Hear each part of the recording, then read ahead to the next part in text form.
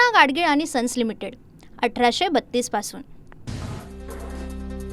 मुंबईच्या वरळीतील जांभोरी मैदानावर भाजपकडून दहीहंडीचं आयोजन। जांभोरी मैदानावरील उत्सवाला मुख्यमंत्री फडणवीसांची उपस्थिती।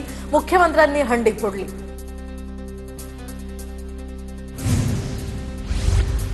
उपमुख्यमंत्री एकनाथ शिंदे ठाण्याच्या टेंभी नाका परिसरात दहीहंडी कार्यक्रमाला शिंदेंची उपस्थिती। अभिनेता शरद केळकर आणि गोविंदा सुद्धा उपस्थित।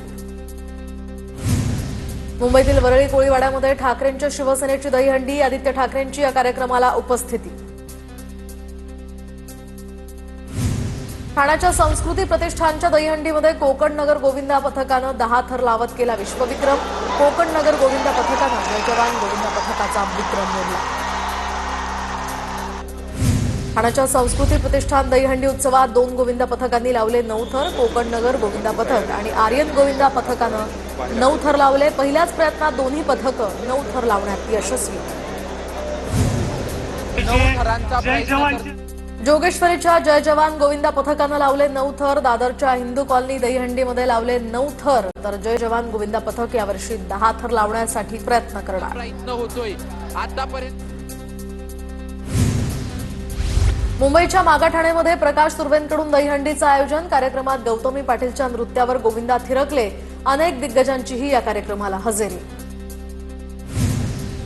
दादरमध्ये महिला गोविंदांनी हंडी फोडली। मुंबईत महिला गोविंदा पथकाचा उत्साह शिगेला। मुंबईच्या दादर परिसरात आयडीएलची दहीहंडी, तर छावा चित्रपटातील छत्रपती संभाजी महाराजांच्या आयुष्यातील प्रेरणादायी देखावा साकारत वेधलं लक्ष। जखमी गोविंदांवर उपचार करण्यासाठी मुंबईतील रुग्णालय सज्ज। जेजे रुग्णालयामध्ये गोविंदांवर उपचार करण्यासाठी स्वतंत्र कक्ष स्थापन। थर कोसळून गोविंदा जखमी होतात, त्यांच्यावर तातडीनं उपचार व्हावेत यासाठी रुग्णालय सज्ज। नागपुरात श्रीकृष्ण जन्माष्टमीचा उत्साह। सकाळपासूनच इस्कॉन मंदिरात मोठी गर्दी। श्रीकृष्ण जन्माष्टमीनिमित्त मंदिर परिसरात हुबेहूब वृंदावन आणि गोकुळाचा देखावा। शिर्डीच्या साई मंदिरामध्ये कृष्ण जन्माष्टमीचा उत्साह। साई मंदिरात पारंपरिक पद्धतीनं कृष्ण जन्म साजरा। मोठ्या संख्येनं भाविकांची इथे उपस्थिती।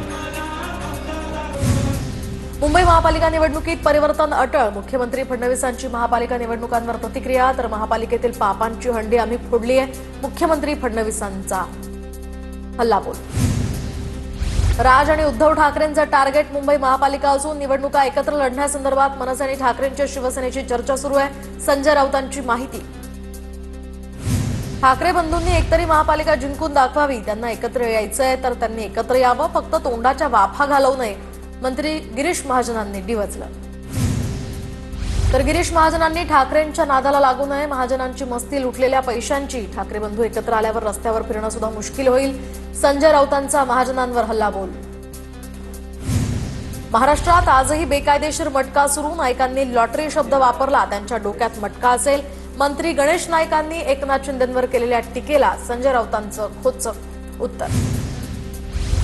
एकनाथ शिंदेंना लॉटरी लागली आणि ते मुख्यमंत्री झाले, पण कमावलेलं टिकवता आलं पाहिजे, मंत्री गणेश नाईकांचा एकनाथ शिंदेंना टोला। सांगलीतील कार्यक्रमात अजित पवार आणि रोहित पवार एकाच मंचावर। अजितदादांसोबत जयंत पाटील सुद्धा एकाच मंचावर। एनडी पाटील सभागृहाच्या कोनशिलेचे अजितदादांच्या हस्ते उद्घाटन। दरम्यान सांगलीच्या इस्लामपुरात 2 पवार आणि 2 पाटील एकत्र।